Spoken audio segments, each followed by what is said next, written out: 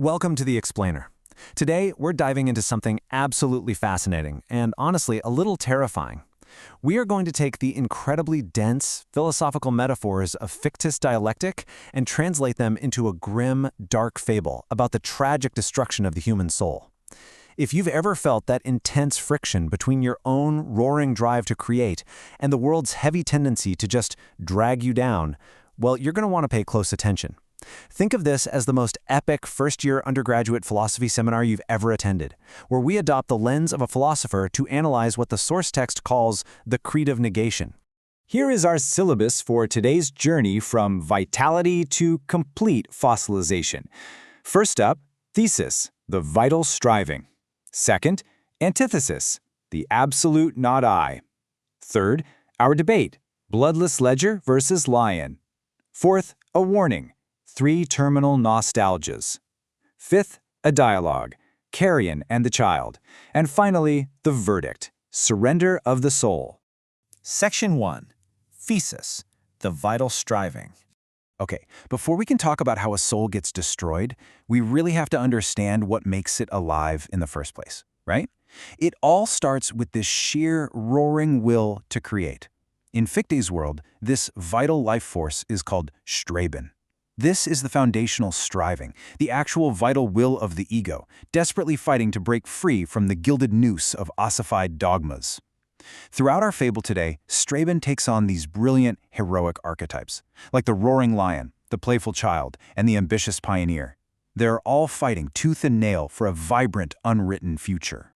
But naturally, opposing this brilliant vitality is its exact antithesis, the absolute not I. Now, this isn't some monster that fights you with claws or weapons. No, it's way worse. It is a horrifying void. It resists your striving, not with opposing force, but with this suffocating nothingness. It just absorbs your energy, slowly digesting your will until your absolute hardest, most agonizing struggles feel like nothing more than a pathetic joke. It literally acts as the ultimate cosmic punchline of pure negation. Section 2. Antithesis, the absolute not I. So, let's look at what actually happens when our vibrant archetypes crash into this pure negation. This is Parable I. The lion, practically overflowing with Streben, stands atop a mountain of old, ossified dogmas, and he lets out this mighty roar of I will to shatter the past. But the absolute not I manifests as the wild beast of the burdenless void. And it doesn't roar back. It just crawls from the shadows and entirely swallows the lion's roar, returning a permanent punchline. The lion's active striving is suddenly frozen hollow. He completely collapses under the weight of his own no, his heart turning to ash right there in the mud of the past. And Parable 2 gives us an even more heartbreaking encounter. The child is out there playfully reconstructing a brand new reality from the void, actually treating the shortest shadow of the great noon like a toy. But creeping down from the eaves of the laboratory of nothingness is the golden idol gargoyle. This incredibly heavy monument of static regret literally weeps the bile of dead memories. It whispers to the child that every single innocent beginning is already a burial rite for a murdered future. The tragedy here is absolute. The child's laughter curdles into stone, transforming him into a living statue of parchment, a monument forced to watch its own creative potential just vanish into the void. Section 3. Debate, bloodless ledger v. lion. Now, let's stage a really intense debate here. The lion, flat out refusing to surrender, desperately reasserts his thesis. He roars his truth at the void, declaring that his vital blood and fierce I will can and will conquer the paralyzing weight of the absolute not I. He refuses to be strangled by the gilded noose of the past, vehemently demanding to map the zenith using the messy, real pulse of his own existence. But stepping up to the podium is the cynical demonic scholar, hidden behind a bone-white plague doctor's mask. He doesn't yell back. Looking through this cold lens of clinical calculation, he delivers a chilling rebuttal.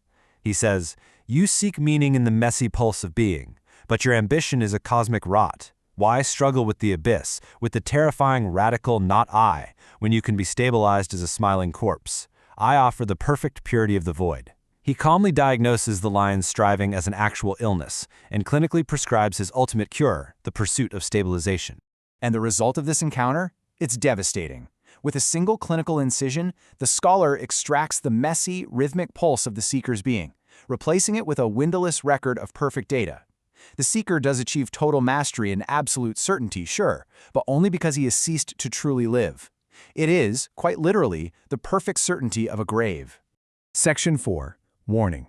3 terminal nostalgias. This clinical death of the soul manifests in some incredibly dangerous ways. In fact, our source text explicitly warns us against 3 distinct forms of what it calls terminal nostalgia. First, you have the god of carrion. This figure attempts to wear the warrior spirit of its ancestors like an ossuary skin, literally a skin made of bones, bringing absolute decay into the present as they rule over a kingdom of dust.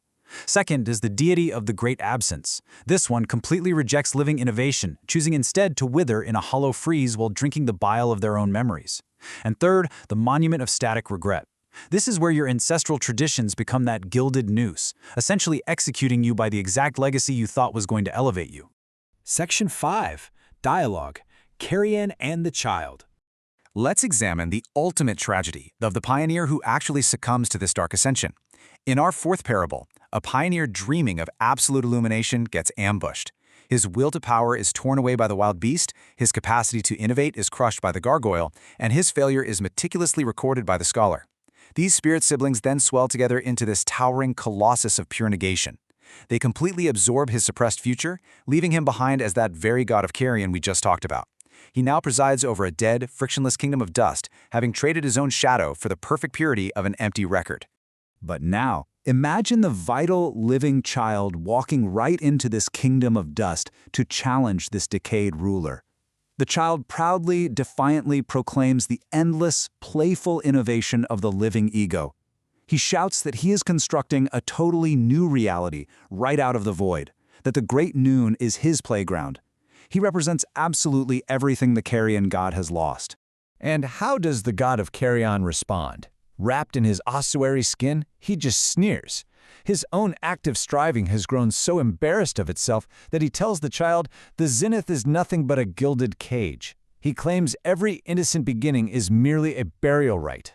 Mocking all that beautiful vitality, he demands the child just sit beside the spirit of gravity in the mud of the vanishing past, coldly noting that his kingdom of dust finds the child's little laws highly amusing. Section 6. Verdict. Surrender of the soul. All of this brings us to the ultimate synthesis of our Fichtian fable, a terrifying courtroom drama where the soul's future is legally, formally signed away. Acting as a deeply sinister prosecutor, the cynical demonic scholar steps forward to present the binding contract. He calls it the physician's final bill. It's this massive ledger made up entirely of ossified dogmas. He argues to the court of the soul that the absolute only cure for the messy friction of existence, the only way to escape the brutal pain of striving, is to just surrender and become a completed calculation. The scholar leans in close, his pen poised exactly like a plague doctor's clinical tool. He looks at the defendant and asks the ultimate, final question. Will you sign the windowless record? Will you willingly trade your unpredictable future, your vital blood, your wonderfully messy pulse of being, just to achieve the perfect, absolute purity of the grave? Put yourself in the shoes of a silent observer sitting in the back of this courtroom. We watch in absolute horror as the defendant, totally exhausted by the endless weight of the absolute not I, slowly reaches for the pen. The spirit of gravity has simply asked them, so politely, to sit in the mud, and as the ink hits the page, their noble Streben just flickers and dies. We watch them instantly calcify, turning right before our eyes into a living statue of parchment, becoming a permanent exhibit in a museum of dead certainties. And the scholar? He coldly records the exact weight of the future that was just murdered. And with that one stroke of ink, the soul enters the dark apotheosis. The vibrant, chaotic light of the great noon fractures completely, surrendering entirely to the stagnation, silence, and death of the creed of negation. We've seen exactly how vitality becomes fossilization, the moment we choose the quiet grave over the friction of creation. Which leaves us with one final haunting thought to take away from this explainer today. As you navigate the friction of your own existence, how vigorously are you defending your own striving from the quiet, clinical allure of the void? Keep roaring, my friends, and never ever let them turn you into parchment.